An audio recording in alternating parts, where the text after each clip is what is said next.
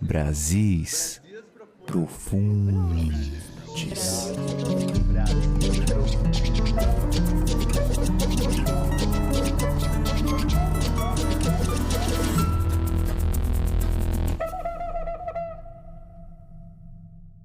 O que é Brasis Profundis? Você já deve ter ouvido falar da expressão Brasil Profundo, um termo que vai desde o jornalista mais sensacionalista, passa pelo documentário mais cabeçudo do YouTube e termina naquela mesa capenga do bar da sua rua.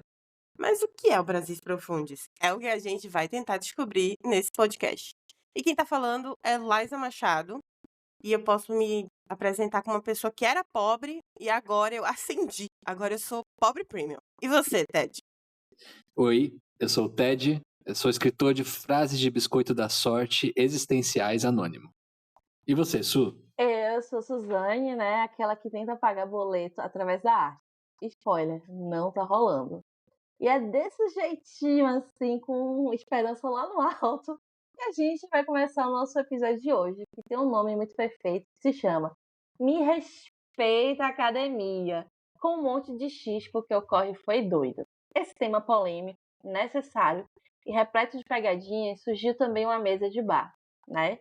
Porque além do nosso gosto duvidoso por música baiana, dividimos experiências singulares e traumáticas no espaço acadêmico. E é isso que vamos compartilhar com vocês. Então, né, já fazendo aqui a abertura desse episódio, que tá assim, né, complexo, com uma boa de menina que sou, eu achei que ia ser muito da hora fazer faculdade de filosofia. Sim, filosofia. O que me deixou, assim, bastante impactada, com muitos traumas e gatilhos, né? Foi um curso que hoje de fora, já mais né, na casa dos 30, eu acho que teve muita importância, eu consigo tirar coisas bem legais. Mas também me trouxe muitas questões de crises existenciais, então foi um processo bem complicado. Porra, não fale não, viu? Porque assim, eu sou rodada na academia, embora eu tenha feito a academia errada. Eu vivo falando isso para as pessoas, que eu fui para a Federal da Bahia, mas na verdade eu deveria ter ido para Smart Fit. Porque se fosse Smart Fit, talvez eu estaria aí já, paniquete, bem rica, fazendo publi. Mas não, eu fui inventar de fazer faculdade de filosofia, onde eu conheci Suzane, né, inclusive. Eu fiz 3 anos e não terminei, porque manhinha, em sua grandíssima sabedoria, disse que eu ia ser pobre, e como eu já era pobre, eu desisti e fui focar em outras áreas. Sim, outras áreas que poderiam me deixar menos pobre, e tanto que hoje, como eu falei, né, eu sou essa pobre já standard, uma pobre premium. Boa. Bom, eu sou de classe média, e essa coisa da diferença de oportunidades e acessos, né, a uma educação de qualidade é uma coisa que me revolta desde a adolescência. Acho que eu sempre fui inconformado, né? Também sou de uma família de meu pai militar, então assim, eu sempre fui de desafiar as autoridades. E aí, com 14 anos, eu criei um grupo de estudo chamado Filósofa, no Orkut, que a gente se reunia para pensar coisas sobre como fazer, por exemplo, a reforma da educação. Para mim, nunca fez sentido estudar em função de provas que tentam estandartizar o conhecimento, né? E por isso eu sempre me recusei a fazer coisas como vestibular e qualquer prova de padronização do conhecimento para entrar na faculdade. Então, eu fui atrás de uma educação alternativa, consegui uma bolsa de estudos, fui parar em Hong Kong, onde eu fiz o ensino médio, e depois eu fui para uma outra bolsa fazer faculdade de artes nos Estados Unidos. Já que era para ter um diploma, para ingressar no mercado que fosse o mais divertido possível. Eu fico chocada toda vez que ele fala isso, porque esse menino, gente, olha, ele fez uma comunidade. Enquanto a minha comunidade de Liza provavelmente era uma coisa muito debochada, idiota, a dele era filósofa. Então, assim, a gente tá no nível aqui, ó, altíssimo. Era pretenciosíssimo também, né? Mas tudo bem. Agora, um ponto interessante é que nós três, né, aqui somos pessoas que gostamos de estudar, e isso foi uma das maiores frustrações da galera da nossa geração, né? Que acho que todo mundo aqui é geração Y, é millennial, e o pessoal chama de a geração dos azarados, porque é a geração que mais estudou na face da Terra, mas é aquela que não vai ser mais estável financeiramente que a geração anterior. Né? Enquanto na geração passada comprar uma casa era algo possível, hoje em dia é algo absurdo, né, para a grande maioria da população. E ao entrar na universidade, né, sobretudo a universidade pública, se tem um nível de exigência tão grande que a pessoa tem que estudar até bater ponto no CAPES mesmo, e mesmo assim uma bolsa de mestrado de um pesquisador não é lá essas coisas, a conta não fecha. E bote tudo nisso, né? Principalmente a gente que escolheu esse curso de filosofia, né? Tão complexo. Foi bem traumatizante. Eu lembro que quando eu entrei na faculdade, né? Ainda cheirando a Giovanna Baby, bem novinha, foi muito difícil eu fazer essa adaptação, essa transição do ensino médio em escola pública para a Universidade Federal. Então, estudar, escrever artigo científico e falar autores, né? Escrever nomes de filósofos que eu nem sabia o nome foi muito chocante. Esse processo me deixou muito traumatizada e deslocada desse espaço. Super me identifico, viu? Porque, assim, acho que eu sempre passei por um trauma acadêmico de questionar demais as coisas. E eu tinha essa obsessão por pensamento crítico e criatividade. E eu esperava de encontrar na escola um lugar onde eu pudesse, assim, estudar o que fizesse sentido eu estudar, não que era, tipo, mandado eu estudar. E aí, com 16 anos, eu tive a oportunidade de estudar epistemologia, né, teoria do conhecimento e sistemas de educação, e eu ficava chocado de ver como, mesmo numa faculdade de artes, a imaginação dos alunos era podada por formatos de aula, projetos que eram intencionalmente limitantes. E aí eu me vi num lugar que, apesar de ter notas excelentes em todas as matérias da faculdade, onde eu elegia boa parte dos meus cursos, eu quase reprovei no meu curso principal de cinema por me recusar a seguir um formato de narrativa hollywoodiano. E o pior era que até a minha coordenadora pedagógica da faculdade concordava comigo e, tipo, ela me chamava para tomar chá com ela. Ela sabia que estava tudo errado e mesmo assim fingia normalidade.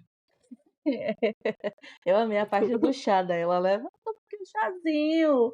Cuidar desse pobre aluno. Você podia estar rico hoje, hein, Ted? Se entrasse nesse formato de narrativa hollywoodiana. Será? Será? Fica aí a dúvida, né, gente? Eu acho que tem um ponto importante para a gente entrar, que é essa relação e conciliação do estudar com o trabalhar, né? Eu, no início da faculdade, trabalhei em uma academia que não fez Smart Fit, que poderia aqui, né, ser um espaço para ela, né, gente? Uma publi. Eu trabalhava em academia, né? E era muito difícil, muito punk trabalhar em um espaço para sobreviver e chegar de noite lecante, escrever um artigo de 24 páginas. E aí você é levado a se questionar, né? Será que isso aqui tem sentido? Como lidar e equilibrar, né, o trabalho com o estudo e ter uma relação meio frustrada, né, com a academia, porque eu via todo mundo fazendo, entregando todos os trabalhos, tudo isso certinho e eu ali me sentindo atrasada, né, nesse espaço do estudar e conciliar o emprego. Sim. E assim, estava aqui pensando enquanto você estava falando, a academia não é feita para a classe trabalhadora, né? Poucos cursos são feitos à noite. Eu dei a sorte de, quando eu fiz administração no Instituto Federal, o curso ser à noite. Se não fosse isso, dificilmente teria uma graduação completa hoje. Até hoje, né, que eu retornei, estou no mestrado, eu só consigo fazer isso, só estava conseguindo fazer isso, porque eu estava trabalhando home office. Mas isso não é uma realidade da maioria da galera, assim, mesmo eu fazendo home office, eu falei até para uma professora que eu estava lá de gaiata, né, que eu sinto culpa, porque eu deveria era gastar meu tempo tentando ganhar mais dinheiro e não necessariamente, o meu mestrado vai me dar isso. E a nossa geração bem sabe, né, que é uma tremenda enganação essa coisa de que estudar, a gente vai conseguir necessariamente ganhar mais dinheiro por estudar, né? Eu cheguei a trabalhar no Vale do Silício, onde eu encontrei PhDs em ciência de dados que chegavam no meio corporativo completamente perdidos e eram extremamente desvalorizados profissionalmente, porque faltavam a eles aquela sagacidade, né, que você só aprende com a experiência do mundo real. Esse depara, né, do que você sabe, para o que você precisa aprender para desempenhar uma função de trabalho, é algo que ninguém te ensina, você aprende na marra, e a gente vê a academia extremamente despreparada para embarcar o tipo de conhecimento que de fato vai ser útil para o profissional no mercado, né? Sim, total. Porque são 2 mundos que se complementam, né, mas parece que eles não conversam, né. Eu que estava Nossa, desde que eu saí da faculdade, fazia muito tempo que eu só estava no mundo corporativo. E agora há pouco tempo que eu voltei pro mestrado, eu fico realmente besta, assim, como a academia se encastela em si mesma. E parece que não sabe o que de fato está rolando no mundo. É aquilo que o Mano Brown falou lá naquela reunião do PT, que a galera tem que voltar a falar com o povão. Isso eu amplio para todo mundo, né? A academia tem que falar com quem trabalha no mercado. Parece que paramos naquele mundo do eles não usam black tie, sabe? Agora, eles não usam aquela jaqueta puffer, né? Do Faria Limer, né? Para quem não é de São Paulo, que é ali pessoal corporativo. Porque o mundo do trabalho mudou. O mundo do trabalho agora é uberizado, é outra coisa. É, gente, a coisa tá se estreitando e tá ficando feia, né? E eu fico, para além disso tudo que a gente tá aqui pensando, eu fico pensando também na questão que, dependendo da área que você vai escolher, que você estuda, tem a própria manutenção do curso, né? Eu vim, depois de filosofia, fui para a área do design, que é uma área muito lida pela burguesia, né? Muito elitizada, que não deveria, mas tem esse olhar. E é um curso, mesmo estudando numa estadual, na UNEB, é um curso que saiu caro, porque você tem os programas, você tem os materiais. E eu ficava pensando, né, poxa, e aí? Eu vou comprar o lanche para eu estar aqui, ou vou comprar aquela aquarela que o professor pediu para o trabalho? Então, são questões muito materiais, sabe, reais. É comer, comprar aquarela, ir para a faculdade, gastar o transporte, descansar porque você está trabalhando. Então, assim, como é que a gente faz, sabe? Aí uma coisa que me deixava chocado de ser bolsista na gringa, essa desigualdade em todos os sentidos. Enquanto uns tinham que trabalhar no Starbucks da faculdade para começar a pagar a dívida que eles passariam anos a fio depois de se formarem para conseguir quitar, outros jogavam materiais caríssimos no lixo sem nunca ter usado, tipo papel de aquarela, o mesmo que a Su estava falando, tinta a óleo, assim, tipo, eu via Vagabundos! lixo. Vagabundos! Era chocante. Aí eu fui até me envolver no Grêmio Estudantil para ver se eu conseguia dar uma força para os meus colegas endividados. E foi assim que eu descobri que a faculdade gastava mais de US$ 1 milhão só para manter uma grama não nativa e ter um paisagismo cafona. Aí, quando eu fui tentar reverter parte dessa grana para as bolsas, eu levei uma rasteira da minha vice-presidente, que tentou fazer meu impeachment, porque dizia que eu estava abusando do meu poder de Grêmio, de presidente do Grêmio, para armar um plano comunista. Então é foda como o sistema é mantido por pessoas que querem manter o status quo a qualquer custo, incluindo os próprios alunos. Então, assim, ninguém sai ileso dessa situação, sabe? Gente, a gente precisa para ontem um curta-metragem com essa história do TED. Eu quero Jesuíta Barbosa fazendo a reunião do impeachment, Sei. mostrando aqui, vocês gastaram 1 milhão com esse paisagismo horroroso. Eu preciso disso para ontem, tá? Então assistam o nosso podcast pra gente ter muito dinheiro e providenciar esse curta-metragem. Vai ser um maior sucesso.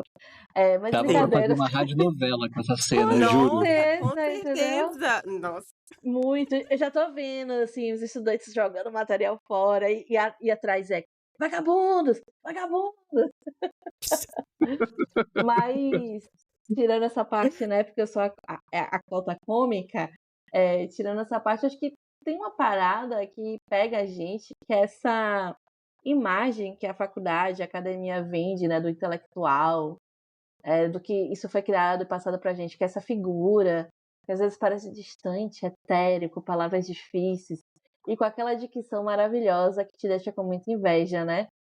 Nesse sentido, essa imagem que foi vendida pra gente, eu não me vi, eu não me vejo, né? Eu sou muito emocionada, eu xingo, e eu suo, eu vou dar palestra, eu fico suando, entendeu?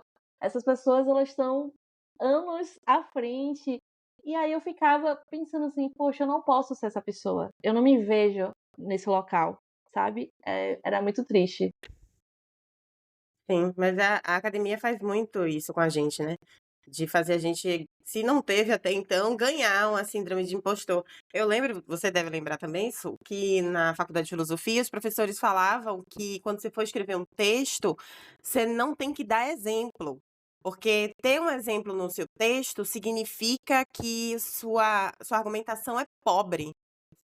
E aí você Imagina, você tá falando de Eu filosofia, sabe? queria fazer um exemplo, desenhar, fazer um quadrinho, tipo aqui, ó. Você Não, entendeu? não pode dar exemplos, analogias, isso empobrece o texto.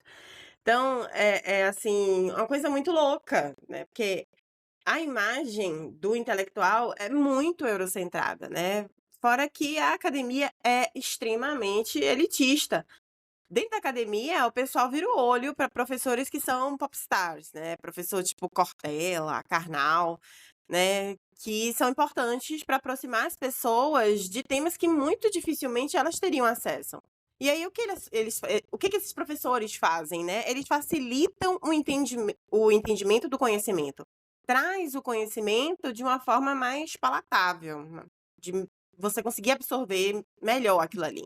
E é isso, qual o problema, né? Qual o problema de ser palatável? Qual o problema? Eu penso muito nessa dicotomia, tipo, por que aquilo que é lido como fácil ou algo mais palatável tem esse olhar negativo ou menor, de julgamento mesmo, né? E o que é lido como algo complexo se torna algo maior, melhor. Eu pergunto, por que não pode ser fácil? Por que as coisas não podem ser outros métodos para ensinar, exemplificar, explicar? Então, assim, porque não pode. Eu sinto que tem uma necessidade de complexizar, tipo, sabe? Que às vezes não precisa. Eu acho que até de inacessibilizar, né? Eu acho que isso é um projeto real. Eu acho que a academia ela foi feita com esse intuito de você criar um lugar de elitismo mesmo, né? Isso me lembra uma escola de teoria que é da crítica racial, a teoria da crítica racial, né? Critical Race Theory, que propositalmente insere novos métodos de pesquisa e conhecimento que aproximam a experiência das pessoas do campo de estudos e reflexões a respeito de sistemas de opressão. E a academia é um exemplo perfeito disso, né? Um sistema que silencia formas de saber que não são a academia eurocentrada. E no Brasil a gente tem vários pensadores que iniciaram um movimento muito parecido, né?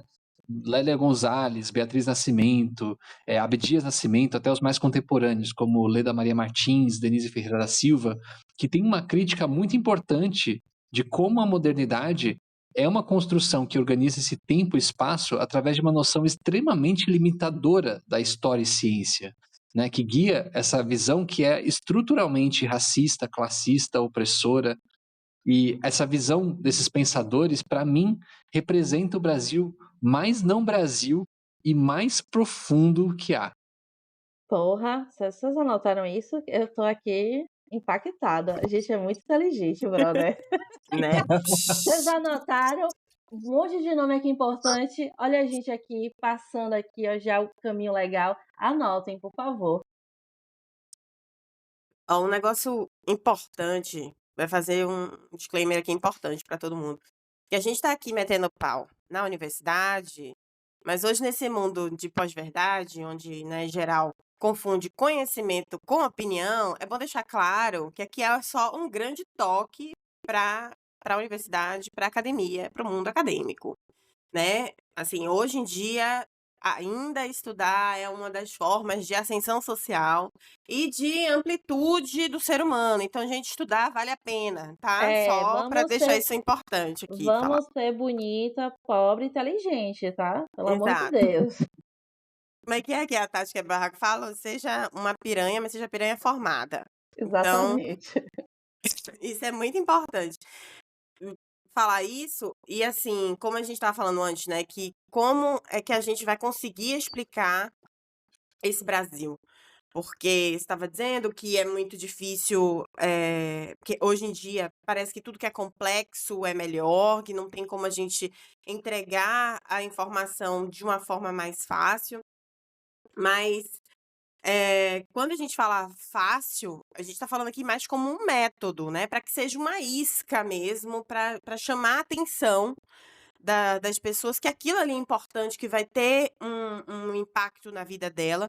E aí sim que essas outras pessoas que a academia hoje afasta, elas consigam chegar nesse local para discutir coisas com maior complexidade. Porque, assim, de fato, não dá para fazer um carrossel no Instagram com entenda Kikgaard de 5 passos. Ao menos que você vá no ChatGPT, porque eu perguntei, tá? E ele me deu sim, Kikgaard de 5 passos. Mas, assim, falando sério, não é tão Gatilhos. simples. É verdade. E assim, gente, isso do ChatGPT, eu não sei se vocês viram agora que as medidas da taxação do Trump, muito que provavelmente ele colocou no ChatGPT e entregou, tipo assim, não sei se vocês viram isso. É muito surreal. Eu não duvido disso. Porque assim, acho que É já sério. virou muito um lugar comum, né? Inclusive o Brasil, ele é o segundo mercado que mais usa inteligência artificial no mundo. E aí eu vejo dois lados para essa história, né? Do que a inteligência artificial está fazendo com esse lugar do aprendizado, né? Um que olha para essa inteligência artificial como uma oportunidade de fato para acessibilizar esses conhecimentos barrados por uma muralha cognitiva erguida pela academia, e um outro lado mais crítico, né? Que a transformação dessa realidade que a gente tem, ela vai precisar passar por uma revolução comportamental muito mais profunda que essa promovida pelo discurso neoliberal, de que a tecnologia vai salvar a gente, né? A gente precisa fundamentalmente mudar esse nosso olhar do que a gente pensa, como a gente sente, para poder valorizar outros saberes que não são aqueles que estão dentro da academia, que colocam tecnologias como sonhos, afetos no centro da nossa capacidade de existir e de compor comunidades, né? Comunidades que são esses espaços tão importantes como esse que a gente está criando aqui, né, para a cura dos males causados por esses sistemas opressores que nos rodeiam. E é com essa fala poética, filosófica, né? Cheia de Eu amei que a gente aqui virou a cura dos males causados pelo sistema, viu? Senti Pois amor, é, né? eu senti uma responsa assim que até agora eu não tinha sentido. Chama a gente, Dilma. Chama a gente para resolver tudo. Eu amaria governar esse país, Jesus. Não, eu pensei logo na Dilma para chamar nos BRICS, sabe? Não só o Brasil, chamar todo o sul global. Vamos resolver. Com certeza. Esse é o sonho de Sueli Carneiro, gente. Vamos realizar. Com esse final esperançoso, talvez distópico, um pouco louco, e a gente, né, tem um gancho perfeito para te convidar para o próximo episódio, que vai ser, eu sinto esse nome, Esperando o Doce Beijo da Morte, onde a gente vai abrir nossos corações, né? Porque depois desses episódios vocês vão saber tudo da gente. A gente vai ser, né, um livro aberto, riscado, para todo mundo. A gente não vai ter segredos, né? Pra gente falar dos nossos medos, nossos traumas, gatilhos e doenças ainda não diagnosticadas. Então o próximo episódio está maravilhoso. E assim, como já é prático, né? Como aqui a gente já está nesse processo, agora é a parte das dicas. Então eu vou começar aqui dando uma dica que é maravilhosa, porque vai falar um pouco sobre isso que a gente comentou, né, trouxe, que é o livro Querido Estudante Negro, escrito pela Bárbara Carinho, uma pensadora, filósofa incrível. Então, assim, sigam ela nas redes, porque ela faz exatamente isso que a gente falou. Ela traz muito conhecimento de uma forma muito leve e que vem alcançando, assim, lugares inimagináveis. Nesse livro, né, publicado pela editora Planeta, ela traz um pouco das experiências dela nesse lugar do estudo, né? Ela como estudante, então tem algumas coisas ali bem interessantes, acho que vocês vão gostar. Sim, e aproveitar e dar a minha dica, que é Ensinando a Transgredir a Educação como Prática da Liberdade, da Bell Hooks, que se você não leu Bell Hooks ainda, você está vivendo errado. Então, faça isso, que lá ela consegue mostrar pra gente um outro olhar sobre a educação. E eu nem vou falar muito. Pegue e leia esse livro. Só isso que eu te digo. Olha, eu assino embaixo, eu amo esse livro. Eu acho que ele reflete de forma muito mais profunda, inclusive, o que a gente está tratando nesse episódio. E para complementar ele, se você amou ou já leu esse livro, um livro que eu recomendo é o Fragmentos do Porvir, de Vinícius da Silva, pessoa queridíssima, que é grande estudiosa de Bell Hooks e revolucionou a minha forma de pensar esses temas mais profundos e existenciais da imaginação radical, que é um assunto que eu quero trazer bastante ainda para esse podcast. E assim a gente finaliza nosso episódio, né? E aí, o que você achou? Você já passou por perrengues acadêmicos como os nossos? Concorda com a gente? Tem alguma história para contar? Solta o verbo aí nos comentários. E não esquece de dar aquela moral pra gente. Marca um amigo, uma amiga, uma amiga que precisa ouvir esse episódio e compartilha o seu episódio, deixando seu like também. A gente se fala e se vê no próximo episódio. Valeu, pessoal. Beijão. Um beijo.